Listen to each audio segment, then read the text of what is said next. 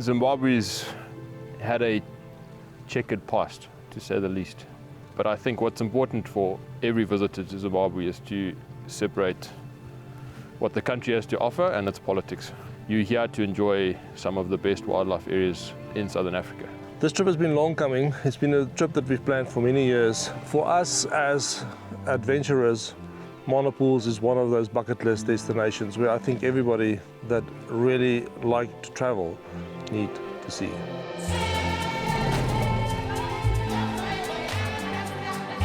My name's Graeme, the owner of 16 Degrees South. We're a specialist expedition company, and we specialize in creating extraordinary experiences to some of Zimbabwe's most wild and remote places.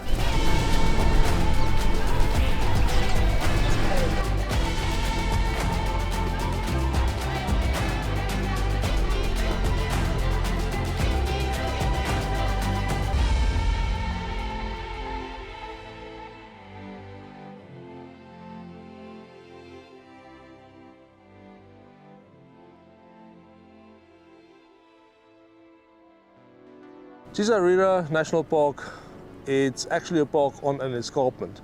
So you are in the Zambezi Valley and then you climb over 400 meters to the top of the park, and the head office is right on the top of the park. Yeah, Chizarira is a special park. It certainly was a long lost true wilderness destination in Zimbabwe over the difficult times when tourism completely fell away. I think I went there in 2019 or 2021 when we could travel, and we were like the 9th and 10th people to arrive in the whole year. That element needs to change. It's a park that needs visitors to sustain itself. It's a different visitor experience. That being said, it's not a place you go to see spectacular volumes of wildlife that's comparable to Gonre's or Monopools.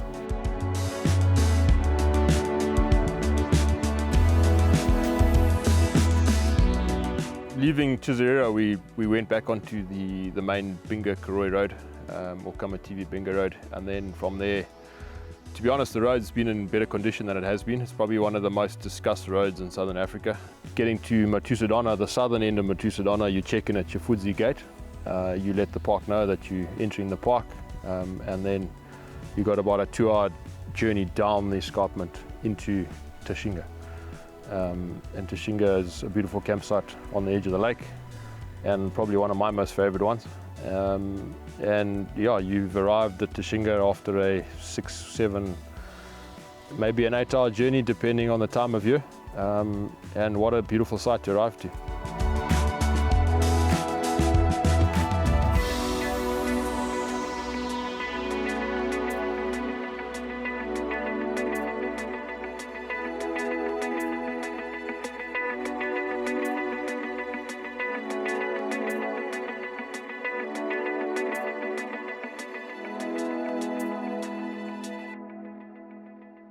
Just a couple of words from my side. I want to express my gratitude to Will for organizing this trip for us.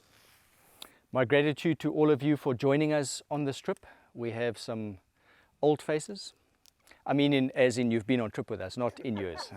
let's just make that very clear. We do have some seniors on the trip, but that's not what I was referring to. And then we have some new faces. Robbie, Carlos from Bushtech, welcome. Thank you for joining us. And a very, very special thank you and welcome to Graeme for leading us on this tour. This tour is about new places for us, special places. I'm absolutely in awe of Graeme's knowledge and of his passion for this part of Zimbabwe, which I have always perused on a map and thought to myself, one day I should go there, and here I am. And it's fantastic to be able to share it with friends and with new friends. And it's very special to be able to experience it under your guidance, Graeme. So thank you very much for that. And hopefully we'll have more of these. Absolutely. Right, on to the next item on our agenda this evening. We have a bit of an agenda. So on every tour we have a finds master. And on this tour it happens that responsibility falls to me. And the Finds Master is the person on tour that ensures that people who become a bit lax or people that make transgressions are dealt with swiftly and decisively. My adjutant here, who will assist me, is an old hand at the application of discipline on a tour. Without discipline, you can't have a tour. So we will now proceed into the disciplinary part of the tour. Just again, thank you very much for joining us, and looking forward to the next one.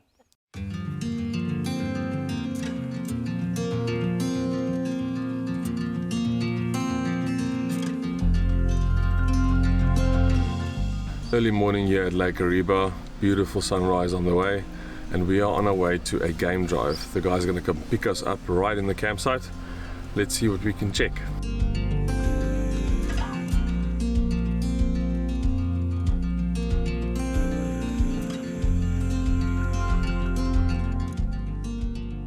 Matusadona is one of our more recent conservation success stories. It was a park that had been forgotten.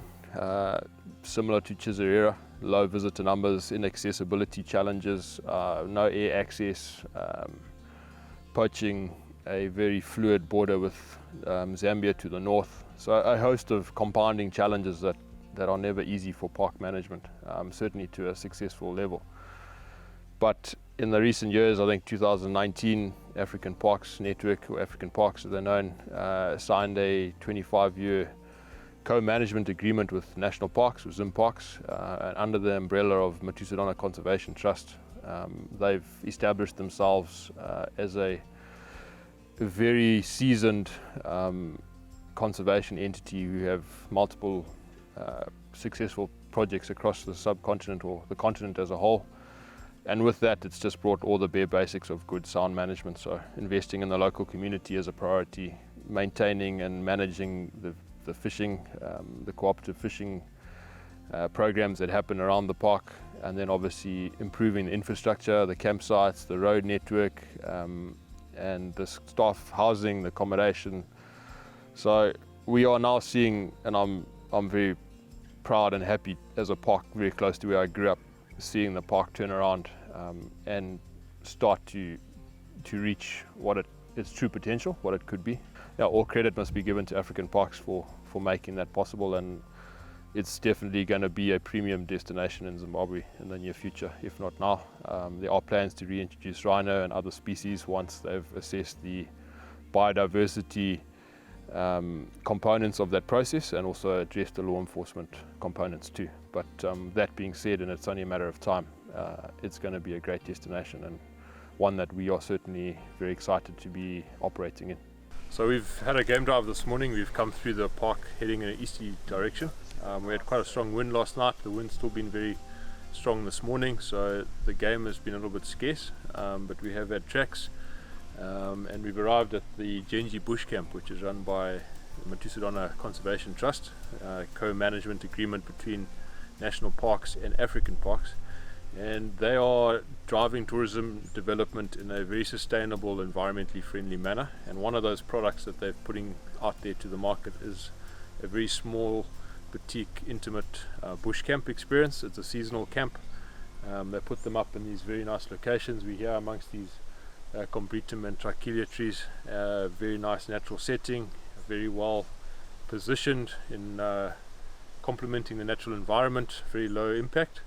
And this product is available for small groups of guests with a private guide or without. They can come in and walk with the park guide, and very nice to see this level of environmentally sensitive products coming through into Matusadona after a long time, a long hiatus of investment and care. So nice to see, beautiful surroundings. We've just shown the group what's available, and we haven't found the lions on our drive this morning, but we're going to head back now towards Tashinga, and then we'll have an opportunity tomorrow to come back through here on our way to connect with the ferry. So it's been a really good day, a bit windy. The August winds have arrived, but the sun's coming out now, and we're going to head back for brunch.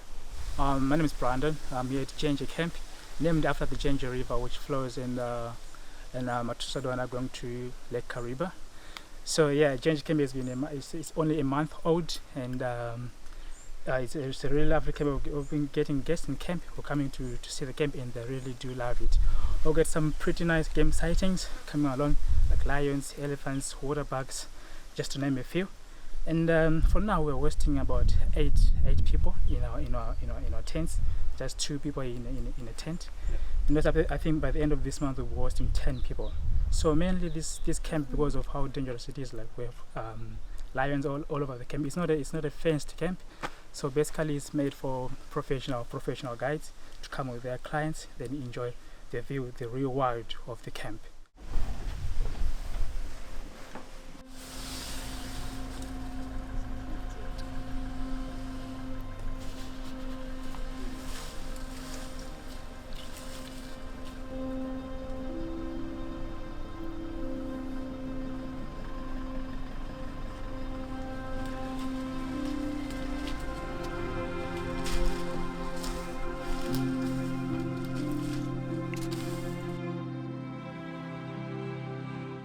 Back at camp, we waited out the heat for the afternoon before going on our Kariba boat ride.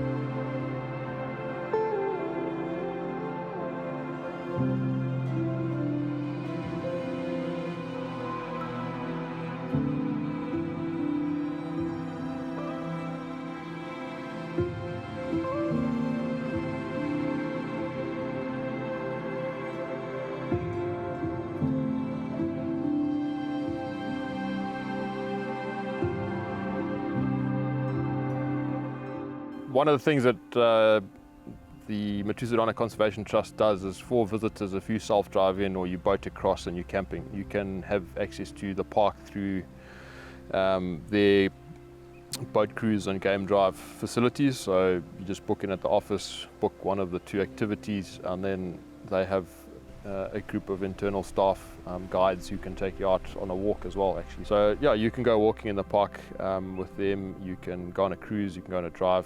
And the cruise that we managed to experience was epic. We went up the Umi River, into the Shenga and the Gubu River systems, lots of dead trees, beautiful vistas. I think the birding from the boat is fantastic. The photographic opportunities are incredible.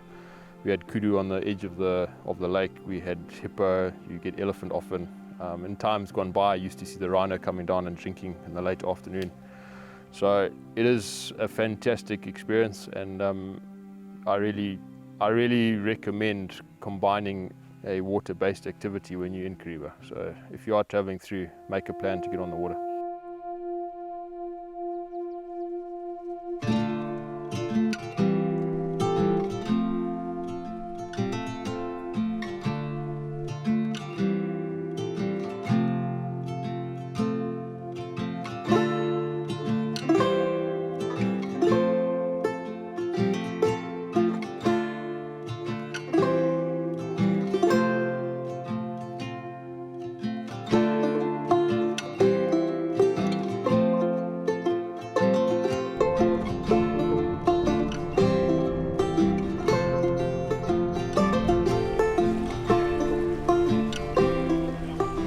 You look at Kariba like as a volume of water, but you never think of all the little bays and the little nooks and crannies where the actual water has taken over.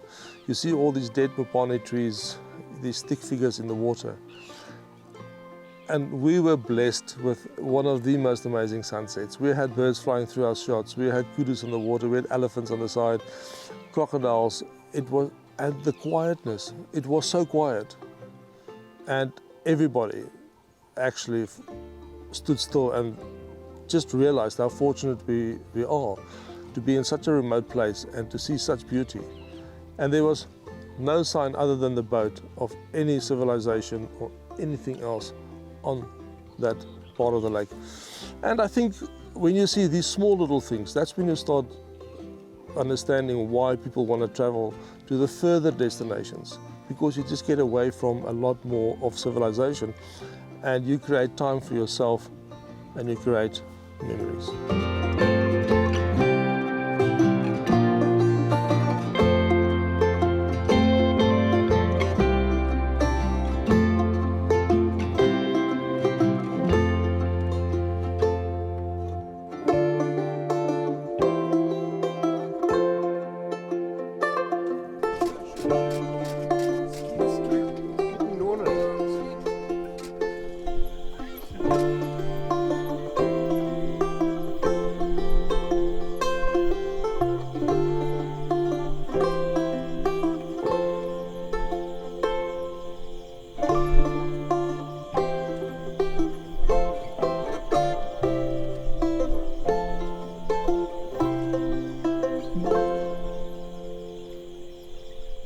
We've got a 3-hour ferry crossing this morning, arranged with Davey McMaster.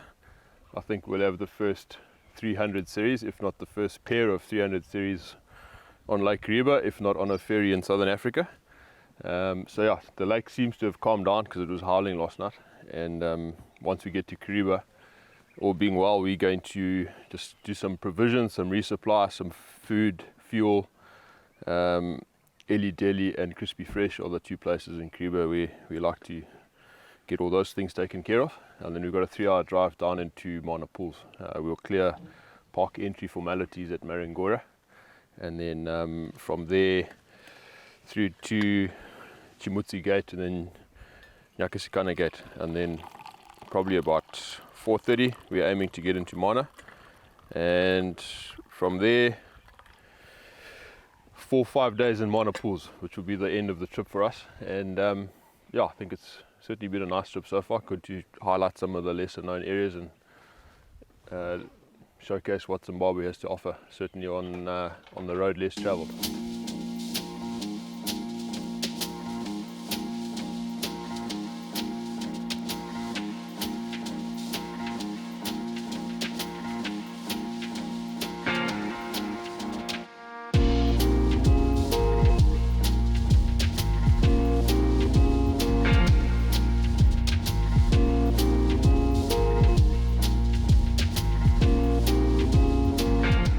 Cool, so yeah, when Will said, listen, we need to get to Mana Pools, I said, look, we can just go to Mana Pools and have 10 days there, but we could also have a cool adventure to get to Mana Pools. So he kind of said, listen, I don't know you very well, but I trust you and let's get on with it. So I had the privilege and very grateful for the opportunity to put together what I thought was a taste of all the elements of a great story or a great journey through Zim. And the ferry connection between Matusadona and Kariba is one that is not as refined as in other parts of the world.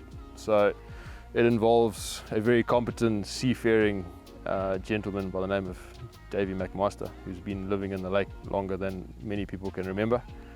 And Dave runs a ferry service between Matusadona in cooperation with African Parks, the Matusadona Conservation Trust. So you can book the ferry through the Tishinga office or through African Parks themselves, or you can book it directly with Dave. But essentially there's a ferry link which is about 3 hours long, pretty epic. It's a big barge or it's a self-driven ferry. But we got the opportunity to get, I think due to the size of our group, we had to put 6 vehicles on a big clunky barge, which I think was pretty cool. And what an experience.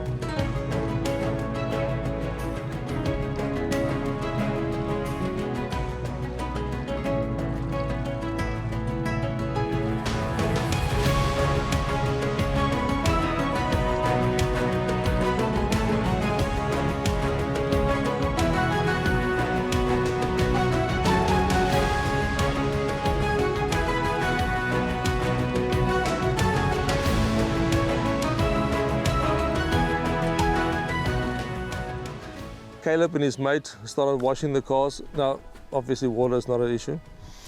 Our cars were very dusty and it was phenomenal. Everybody, because where do you go?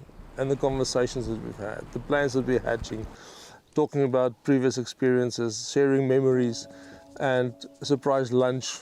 I mean, how thoughtful. He brought that food with the ferry coming out that morning, already packed for us as a packed lunch. So that was a truly great experience. And I think if one can plan a trip in and around Kariba Lake, where you can actually have the ferry picking you up, doing drives around, move you to another part, you can explore Kariba at Matusadona a far more effective way than having to drive all that distances.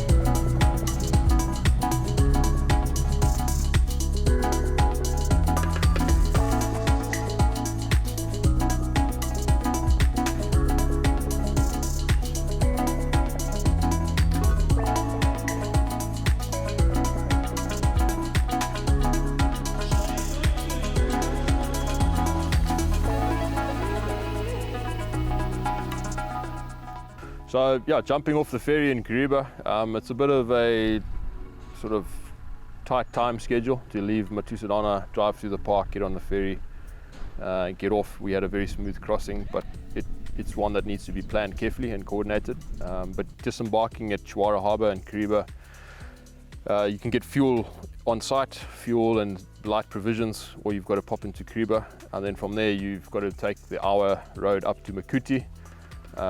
Just a note of caution, it's a very steep, winding, narrow road, just watch the corners.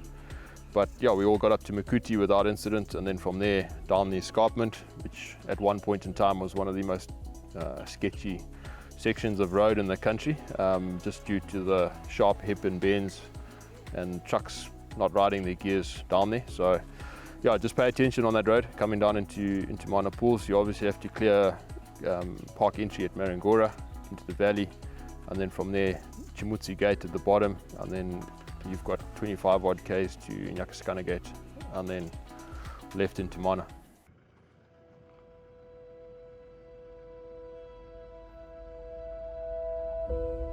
A few kilometers away from Mana Pools, I could barely hold my excitement as we edged closer to one of the most beautiful wildlife destinations on Earth.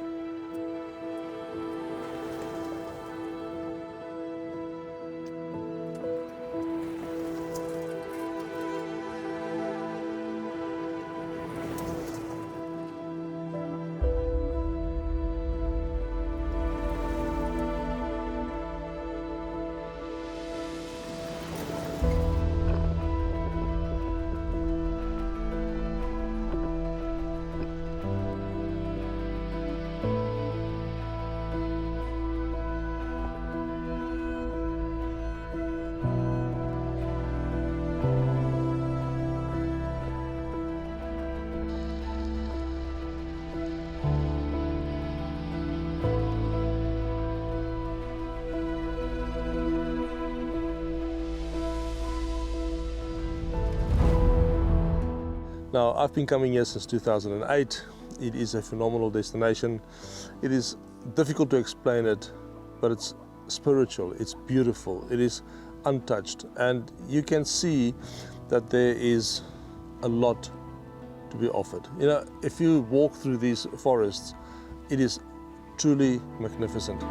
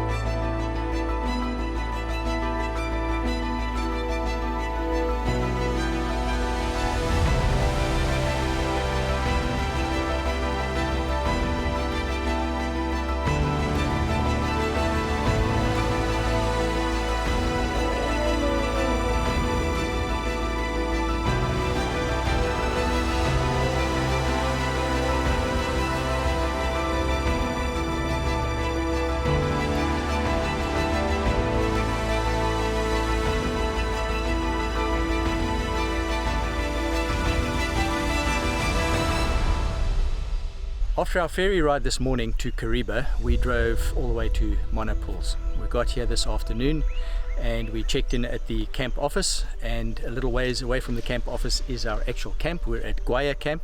It is right on the banks of the Zambezi River. There are hippos right here. A crocodile has just floated past. Over on the other bank is just a plethora of animals. There's elephants right there. This is really paradise. I've never seen anything like it. It's very wild. There are no fences here. You have all the predators and all the animals here. It is phenomenal. It is unbelievable.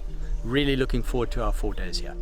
Monopools is an incredible national park. I would say on a local scale it's a favorite in Zimbabwe, in Southern Africa, if not all of Africa, and I think globally it's a recognized destination. What makes Mona really special are two elements to me. It's when those elephants race on their hind legs to get to the anaboom as high as possible, and the blue light when you photograph. That is really, really beautiful. And what it does though, is it brings a different element. It doesn't have to be volume of animals. It can only be one animal standing on a termite mound, and you've got that beautiful blue light and the canopy of the anaboom around him. And that one eland or one impala or one elephant would look so special and look so beautiful. And you can only find it in Monopools. Thank you so much for watching. If you do like the videos, please like and subscribe. And we do hope to see you for our next and final episode of our Zimbabwe adventure. Take care.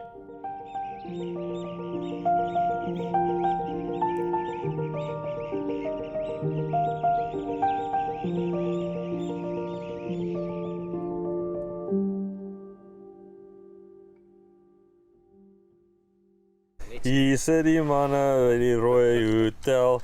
Ek ken mos vir almal, ek is almal se pel. Aha, cheers. Nou sit ons. Cheers, Dirk man. Cheers, Dirk. How are you feeling, gentlemen? Fantastic. Top of the world. Meer Travel as weary. fantastic. But now the trip is on its go. And You know- now we are in the deepest part of Kariba, so I think Dirk, now we're starting. you know what a real car guy would say to you? Yeah. Showroom condition. That's maybe stretching What it would a the bit. engineer say? That may be a bit stretching it a bit. I think I'm not showroom condition. I'm a new model, but high mileage. Mick, what would you say I am? Dirk, Yeah. One driver only. one driver only, old lady to church and back Ferrari. But what were you last night when the wheels were wobbling? You needed wheel alignment. What happened? What happened, Kolfijn? His wheels was wobbling a bit, so he went to bed early. That he can find his way. Not early. 6:30. Early to bed is 9:30. He went to bed 6:30. Yeah, but he didn't want to walk in the dark. Oh, he's afraid of the dark. Oh, okay. I saw, Frick, that there were little small Ironman boxes being moved around. So I thought, okay, tonight is the night. We're gonna We're start. a proper start. Yeah. And then 6:30, it just vanished. The man didn't perform his duties. In the days of the prohibition in the States, they had wagons What is a prohibition? when you weren't allowed to drink alcohol in the United States. You had to make your own. And then there were wagons. They had wagons with barrels on. I remember, I saw movies of that. Yes, and then they used to take the wagons to places to distribute the moonshine. But sometimes those wagons went over bad rocky mountain passes, and all the barrels broke. And the wagon got saturated with all the Alcohol. That was me last night. Saturated. Yes, so the wagon had to go in for repairs.